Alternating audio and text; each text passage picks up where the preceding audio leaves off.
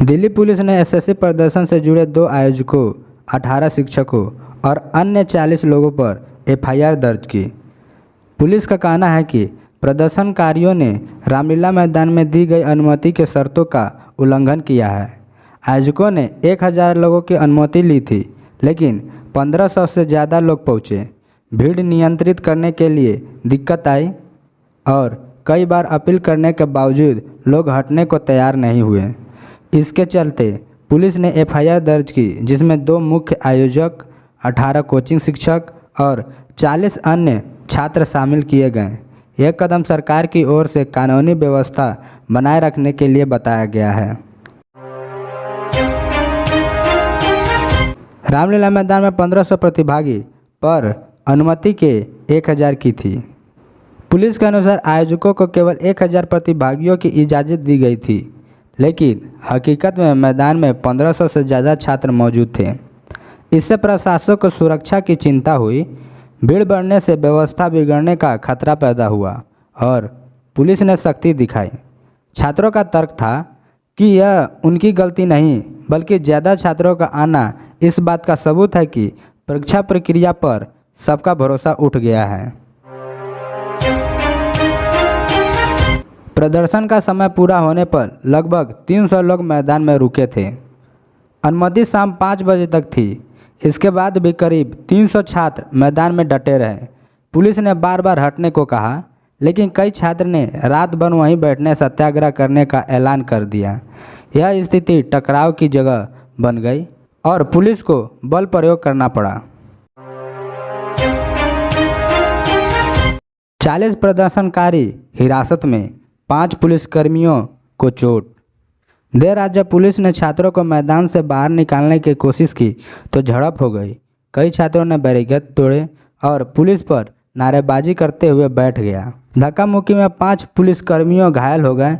जवाबी कार्रवाई में करीब 40 छात्रों को हिरासत में ले लिया गया। यह मामला और भड़क गया क्योंकि छात्रों ने आरोप लगाया कि उन पर लाठीचार्ज भी किया गया। पुलिस ने कहा कि आयोजकों ने विश्वास तोड़ा है।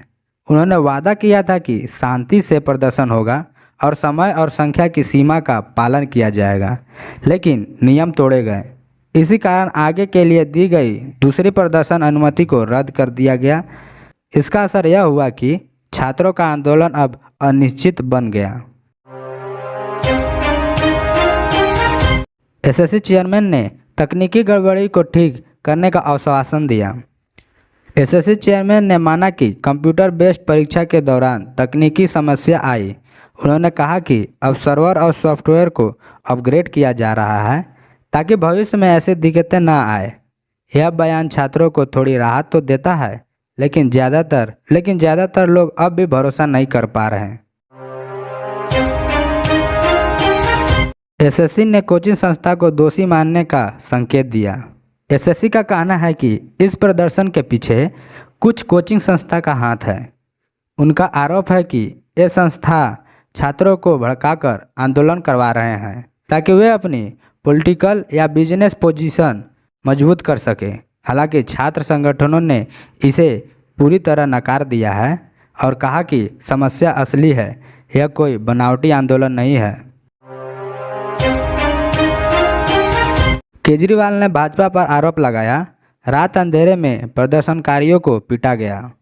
दिल्ली के मुख्यमंत्री अरविंद केजरीवाल ने पुलिस कार्रवाई को क्रूर और लोकतंत्र के खिलाफ बताया। उन्होंने आरोप लगाया कि भाजपा सरकार ने आधी रात को छात्रों पर लाठीचार्ज करवाया। उनका कहना था कि यह उन युवाओं की आवाज़ दबाने की साजिश है जो अपने हक की लड़ाई लड़ रहे हैं। राहुल गांधी ने केंद्र सरकार पर की तीखी टिप्पणी। राहुल गांधी ने इस पूरे मामले को मोदी सरकार की नाकामी करार दिया। उन्होंने ट्वीट किया कि यह कायर सरकार है जो बेरोजगार युवाओं की आवाज़ दबा रही है। राहुल ने युवाओं से अपील की कि वे इस लड़ाई में लंबा करें और न्याय मिलने तक पीछे न हटें। प्रदर्शन की शुरुआत छात्र महासंग्राम बैनर के तहत। यह आंदोलन छात्र महासंग्राम नाम से आयोजित हुआ। इसे देश भर के एसएससी अभ्यर्थियों और कई शिक्षकों ने मिलकर प्लान किया था। सोशल मीडिया पर पहले ही पोस्टर वायरल कर दिया गए थे। आयोजकों का कहना था कि यह अब सिर्फ एसएससी की समस्या नहीं बल्कि पूरे युवा वर्ग की बेरोजगारी की लड़ाई है। सैकड़ों छात्र आए अन्य राज्यों से, पुलिस ने रात में उन्हें मैदान से हटाया। आंदोलन सिर्फ दिल्ली तक सीमित नहीं था। यूपी, बिहार, मध्य प्रदेश, राजस्थान और बंगाल से भी छात्र रामलीला मैदान पहुँचे। कई छात्रों ने टेंट लगाकर रुकने की कोशिश की, लेकिन पुलिस ने देर रात सबको बाहर निकाल दिया। इस दौरान छात्रों और पुलिस के बीच झड़प हो गई। एसएससी ने कुछ परीक्षा केंद्रों पर तकनीकी सिस्टम क्रैश की बात स्वयं स्वीकार की। आयोग ने माना कि कई केंद्रों पर सिस्टम बार बार क्रैश हो जा रहा था। कभी स्क्रीन फ्रीज हो जाती थी, कभी सर्वर डाउन हो जाता था। इसका सीधा नुकसान छात्रों को हुआ क्योंकि समय बर्बादी हो रहा था। कई छात्रों के पन्ने भी सबमिट नहीं हो रहे थे। यही बड़ी वजह थी कि गुस्सा भड़का। परीक्षार्थियों की मांग, परीक्षा प्रक्रिया में पारदर्शिता और जवाबदेही। छात्र सिर्फ तकनीकी खामियों से नाराज नहीं थे, बल्कि वे पूरी प्रक्रिया पर सवाल उठा रहे थे।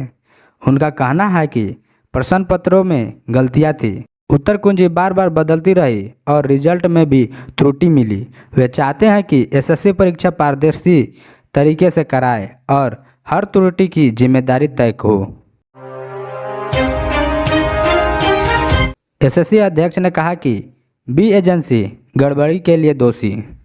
एसएससी के अध्यक्ष ने कहा कि परीक्षा कराने के लिए नई एजेंसी नियुक्त की गई थी, लेकिन इस एजेंसी के कारण ही तकनीकी और प्रशासनिक दिक्कतें आई। उनका कहना था कि पुरानी एजेंसी जैसे टीसीएस से कम दाम में नई एजेंसी लाई गई, लेकिन वह जिम्मेदारी निभाने में विफल रही। प्रभावित अभ्यर्थियों के लिए विशेष परीक्षा शिफ्ट की योजना। आयोग ने आश्वासन दिया कि जिन छात्रों की परीक्षा तकनीकी खराबी से प्रभावित हुई, उन्हें एक अतिरिक्त मौका दिया जाएगा। इसके लिए स्पेशल शिफ्ट का आयोजन होगा। हालांकि छात्र को यह साफ नहीं बताया गया कि यह कब और कैसे होगा, इसलिए नाराजगी बनी हुई है। सीजीएल परीक्षा को मध्य सितंबर तक स्थगित किया जा सकता है। गड़बड़ी की वजह से एसएससी सीजीएल की आगे की परीक्षा टल सकती है। आयोग ने संकेत दिया है कि सितंबर के मध्य तक इसे स्थगित किया जाएगा ताकि सिस्टम और सर्वर को दुरुस्त किया जा सके। इससे लाखों छात्रों का शेड्यूल प्रभावित हुआ है और उनकी तैयारी पर असर पड़ा है। प्रदर्शनकारियों ने परीक्षा एजेंसी के रूप में टीसीएस की पुनः नियुक्ति की मांग की। छात्रों का कहना है कि टीसीएस पहले एसएससी की परीक्षा कराता था और सिस्टम भरोसेमंद था, लेकिन जब से नई एजेंसी आई है गड़बड़ी शुरू हो गई। इसलिए उनकी मांग है कि तुरंत टीसीएस को वापस लाया जाए ताकि आगे की परीक्षा सुरक्षित रहे। प्रदर्शनकारी छात्रों का आरोप, कोचिंग टीचर्स ने धोखा दिया। कई छात्रों ने कहा कि उनके कोचिंग टीचर्स भी आंदोलन में शामिल हुए, लेकिन वे अपने फायदे के लिए छात्रों को आगे कर रहे हैं। कुछ ने यह तक आरोप लगाया कि कुछ कोचिंग टीचर्स ने गलत वादे किए और छात्रों को प्रदर्शन का हथियार बना दिया। प्रदर्शन की सोशल मीडिया पर भी तीव्रता से चर्चा। ट्विटर, इंस्टाग्राम और यूट्यूब पर एसएससी प्रोटेस्ट के वीडियो वायरल हो गए। #SSC प्रोटेस्ट और #SSC रिफॉर्म जैसे हेडलाइन ट्रेंड कर रहे हैं। इससे आंदोलन और ताकत मिली क्योंकि पूरे देश के छात्र ऑनलाइन सपोर्ट देने लगे। प्रदर्शन वापसी की नई रणनीति की तैयारी में अभ्यर्थी। पुलिस की सख्ती और अनुमति रद्द होने के बावजूद छात्रों ने हार नहीं मानी। वे सोशल मीडिया और छात्र संगठन के जरिए नई रणनीति बना रहे हैं। संभावना है कि आने वाले दिनों में बड़ा राष्ट्रीय आंदोलन किया जाए, जिसमें अलग अलग राज्यों के युवा मिलकर एसएससी के खिलाफ एकजुट आवाज़ उठाएंगे।